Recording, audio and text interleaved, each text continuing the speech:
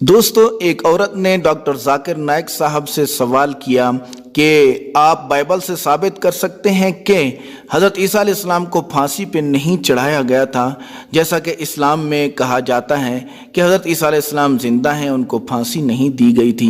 मज़ीद डिस्कस करने से पहले इस वीडियो को लाइक कीजिए और चैनल को सब्सक्राइब करके बेल आइकन पर ज़रूर प्रेस करें। तो जवाब में डॉक्टर जाकिर नाइक साहब ने फरमाया कि पहले मैं बाइबल के ज़रिए साबित करूँगा कि हज़रत ईसा अलैहिस्सलाम को सूली पे तो चढ़ाया गया था, लेकिन वो मरे नहीं। फिर मैं कुरान से साबित करूंगा कि हज़रत ईसा अलैहिस्सलाम जिंदा हैं। बाइबल में कई वर्सेस में जिनके ज़रिए से ये साबित किया जा सकता है कि हज़रत ईसा अलैहिस्सलाम को सूली पे नहीं चढ़ाया गया था। लिखा है गॉस्पेल ऑफ मैथ्यू में चैप्टर नंबर 12 और वर्स नंबर 38 में कि जब लोग आते हैं और हज़रत ईसा अलैहिस्सलाम से कहते हैं कि आप हमें एक मोजज़ा दिखाओ, हमें निशानी दिखाओ ताकि हम माने आप अल्लाह के पैगंबर हैं, तो हज़रत ईसा अलैहिस्सलाम इनसे कहते हैं कि आपको कोई मोजज़ा और निशानी नहीं दी जाएगी सिवाय हजरत यूनुस अलैहिस्सलाम की निशानी के।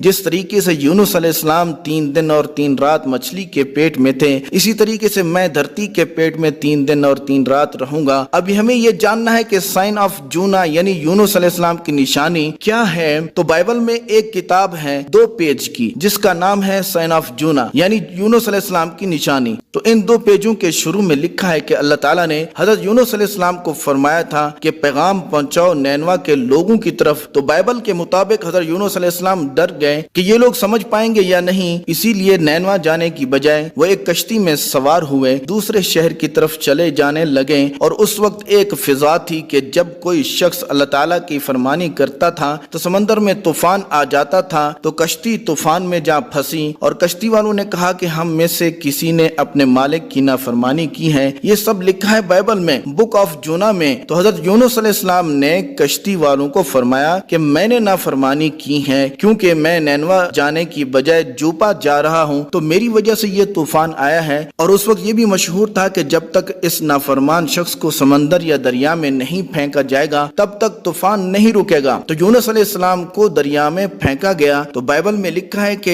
यूनुस अलैहिस्सलाम को मछली ने निगल लिया 3 दिन और 3 रात। तो मैं आपसे पूछता हूँ कि यूनुस अलैहिस्सलाम मछली के पेट में 3 दिन 3 रात जिंदा रहे थे या नहीं? तो वो औरत बोली जिंदा रहे थे। और जब मछली ने उल्टी कर दी और हजरत यूनुस अलैहिस्सलाम इस्तिगफार करके बाहर आए तो जिंदा थे या नहीं? तो वो औरत बोली जिंदा थे। तो ये सारे मौजज़ात थे। इसीलिए बाइबल में लिखा है कि हजरत ईसा अलैहिस्सलाम ने फरमाया कि मैं भी हजरत यूनुस अलैहिस्सलाम की तरह जमीन के पेट से 3 दिन 3 रात के बाद जिंदा वापस आऊंगा। और जब हजरत ईसा अलैहिस्सलाम को सूली पे चढ़ाने की कोशिश की गई तो लोगों को लगा के मर गए हैं और उनको बाइबल के मुताबिक एक बड़ी कब्र में दफन कर दिया गया और वो वापस आएंगे। और 3 दिन और 3 रात वापस आने से हजरत ईसा अलैहिस्सलाम की एक मुद्दत लंबा जमाना मुराद था जो अभी तक नहीं हुआ। तो बाइबल से ये साबित हो गया कि हजरत ईसा अलैहिस्सलाम को सूली पे नहीं चढ़ाया गया था, बल्कि लोगों को शिबा हुआ कि वो मर गए हैं। लेकिन कुरान में अल्लाह ताला फरमाते हैं ना तो लोगों ने हजरत ईसा अलैहिस्सलाम को कत्ल किया और ना ही सूली पे चढ़ाया, बल्कि हजरत ईसा अलैहिस्सलाम को अल्लाह ताला ने आसमानों पे उठा लिया और ईसा अलैहिस्सलाम के मुशाबे एक और आदमी को ला के खड़ा कर दिया गया। अल्लाह ताला की तरफ से ही था ये आदमी। लोग इसको उठा के ले गए और दफन कर दिया।